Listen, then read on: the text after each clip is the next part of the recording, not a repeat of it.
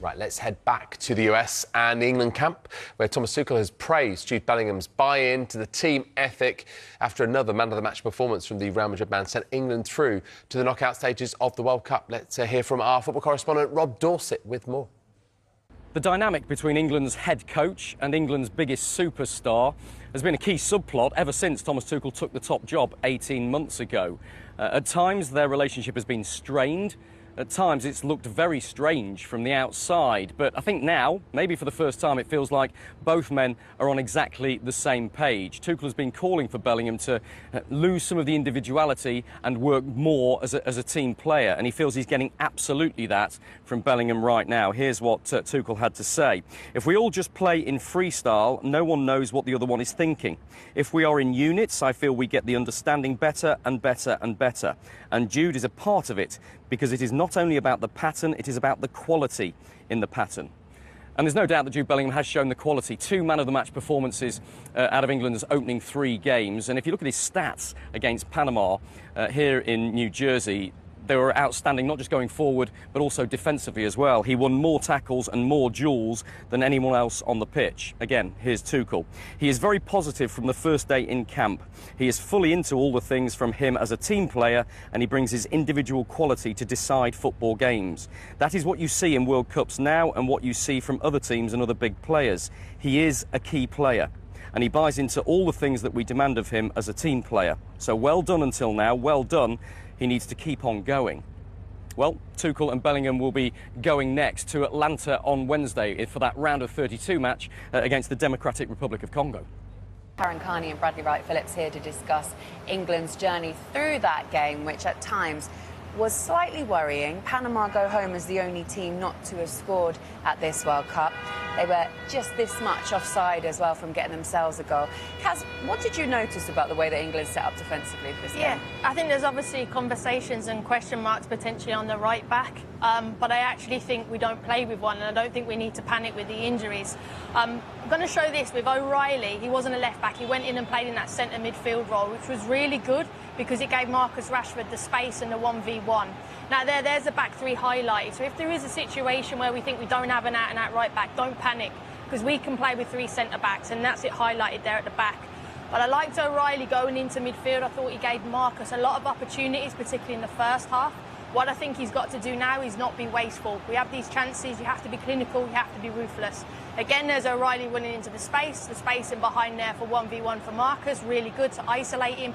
Again, there's that back 3. So don't be worried if we play with 3 centre-backs, whether it's Konsa, whether it's Gahey, Stones. I think that could be the back 3 moving forward. Again, 1v1, got to do better with the deliveries. We saw when Harry Kane gets a service off the likes of Jude, he scores. We have to be better in the wider areas. In that interview afterwards, Thomas Tuchel was like, we knew we'd expect a tough game out of this lot. Do we expect another tough game for DR Congo? Yeah, it's going to be exactly the same. So all you England fans out there, be prepared. I'd like on the pitch for us to move the ball a bit faster. The players that Kaz are talking about, get them in isolation with the fullbacks earlier. So Rashford can not just cut inside and be predictable, maybe go down the line. From Tuchel, I'd like to see him choose now. If we're going to play against a low block, choose between Declan Rice or Elliot Anderson. Elliot Anderson was the only positive for me yesterday, apart from obviously the 2 obvious goals. Yeah. He was brilliant. He's not afraid, breaking lines, trying to find Jude in the pockets. And he was amazing. I think they got to choose between one of them and then play some more attacking players. Yeah, I mean, he's not going to say anything different, is he? You know what I mean? I've got an easy game coming up, or this was they're all tough games. He's going to say that, and he's not going to say anything different than that, isn't he? End of the day, they didn't perform very well, did they? They won the game. They got through to the next round, brilliant. There wasn't if they were flowing, free-flowing football. Panama had about 13 shots against England yesterday. They actually created chances themselves, which is a bit of a worry. You know what I mean, for that side of it. But they weren't free-flowing. He's not going to say anything different, is he? Yeah. Well, the thing is, though, I think England fans watching at home are probably going to lose a little bit of confidence, Kaz, that this is a team that can go deep in this competition. Do you think, or do you not agree? I think we're a team that are built on athleticism, and we're going to run over teams. And when we don't have that space, or we don't have maybe, like I said yesterday to you, we don't have that creative little 10, that little jinxer. Our 10 is Jude, and Jude is amazing, but Jude is an athletic animal, and I love that, and I'm not knocking him. He's our best player at the moment for me. But it's someone that, a little jinxer that can open something up a little bit creative. We don't have that in our armoury. That's why I like the Morgan Rogers move, but he weren't on the ball enough, didn't get turned enough. Because when Morgan Rogers, when he gets turned, he's dangerous. He has an eye for goal. He's brave. He'll try stuff, but couldn't get him on the ball enough yesterday. No. I don't like the 3 centre-backs approach. No? Against Panama. 3 centre-backs. Come on. Yeah. Get a full-back in there. Get yourself a bit of width. He should have picked one, shouldn't he? He should have picked one, shouldn't he? That's the conversation, though, Duncan. That's the conversation. Yeah, it is. We don't have 7 shots on target in the entire tournament across those 3 games. Only 6 teams had fewer. Duncan, that's not good enough, is it? No, it isn't. But I don't think when I was in a bit of shock when I seen Steve resign. I thought he's done a fantastic job for the country. I mean, to get us to 3 tournaments, I thought he's been wonderful. You know what I mean? And I think to me he's jumped the gun. He's resigned too quickly. That's it. For me, he should have signed his 4-year contract. You know, what's changed? Scotland weren't going to win the World Cup. We weren't going to win the World Cup. So what's changed? Do you know what I mean? For 3 weeks ago, all right, we've been beat off of Brazil. But really, who was expecting us to beat Brazil? Do you think in the interviews that you saw, the post-match interview, quite a lot has been made about his demeanour, his approach to those interviews? They're flash interviews. They're very quick, and you catch players and managers in emotional states, especially if you're losing a game. He's that type of guy, isn't he? But obviously, if you've lost a game 3-0 and you're doing an interview, it's no easy, is it? No, he should have took a deep breath, I think, and he shouldn't have resigned the way he did. He should have waited, go on the plane, go home, have a think, speak to your family, and then make a decision. Why have you just signed a 4-year deal and walked out? I don't get that part. Did his demeanour during the tournament in those interviews give us a little bit of an indication about perhaps the stress he was under? Yeah, he looked a little stressed. You see in his face that Steve Clarke, he never looked happy. Face like thunder on him. I think a big question, and you might be able to answer this for me, Dunk, is what is success for Scotland? Exactly. Then you can start to have a moan, then we can start to measure him somewhere. But I don't know what success is for Scotland, because like Dunk said, I don't expect him to go and win the World Cup. But is it even more disappointing for Scotland because you've seen other nations that have gone through, debutants that have taken their opportunities, that have given it more of a shot? I think that's the issue when you look at the stats that you've read out, and he's probably, a lot of people are comparing those smaller nations per se that have had a good go at times or have had more attacking options. But it is a difficult group. Morocco, Brazil, very, very tough. 2 teams in the top 10. Very difficult. Yeah. Morocco and Brazil, 2 teams in the top 10. Dunk, it does feel a little bit like there are 2 camps in terms of the Scotland fans, isn't it? One set that are with you, that are delighted to be there in the first place and think that his achievements of 3 majors should really be the standout thing here.